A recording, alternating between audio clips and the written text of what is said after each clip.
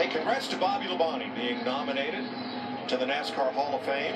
That news came out this week, along with team owner Joe Gibbs, team owner and track builder Roger Penske, and two members of the Alabama gang, Davey Allison and Red Farmer, are the 5 new nominees, joining the 15 returning nominees to the NASCAR Hall of Fame. And the vote for the next class of 5 inductees that will be taken between the All-Star race and the Coke 600 during Charlotte Race Week in May.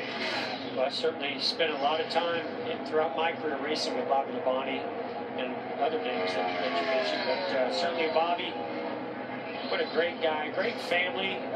Came up through quarter midget racing very similar to the way I did. Won the Busch Grand National Championship back, when I was racing against him, and then we went head-to-head for Rookie of the Year, the Cup Series, and a champion. A lot of great race wins. Certainly very deserving to be on that list. Xfinity and Cup champion. One thing that stands out, I think, about Bobby Labonte, and you talk about quarter midgets, is giving back.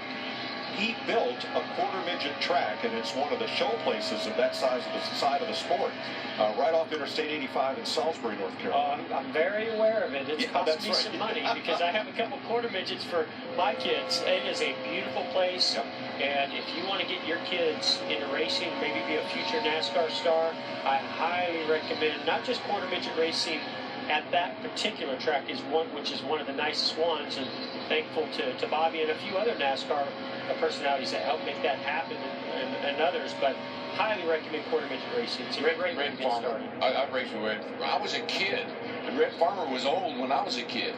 You know, he still races his dirt car. I don't know how, he's 80-something. I don't know really how old he is. I don't think anybody really does. But Red Farmer is an incredible, one of the members of the Alabama gang. He and Davey, both really just great racers. But Red, what a piece of history that is. Well, Ray, he started the Alabama gang. He was from Hialeah, Florida.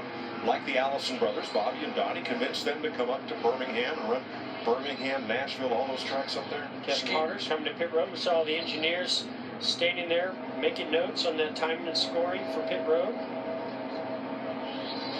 Red Farmer was born between 1928 and 32. We're not exactly sure. No. He's not talking. I'm going to go with 28 myself. Now, this is something that when I was driving, to me, every time I came to pit road, I tried to push the limits of pit road. Just get in the rhythm, get used to it, the downshift, the braking, where my braking zone was at, getting to pit road, holding my lights on my digital dash, or I did that last year, but years before that was just on the tachometer. It also had a light system. I think that's smart, Jeff. You get in the habit of doing that instead of bombing on pit road and running in the garage and coming back out. I think it's smart to utilize every opportunity. Matt?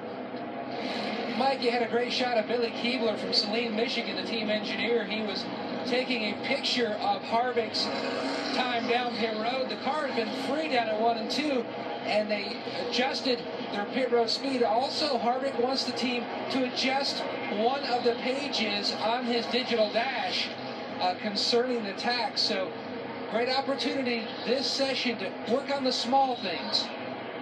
You know, guys, we talked to NASCAR this morning, and they said, don't expect us to do this every week with this monitor at the back of the hauler.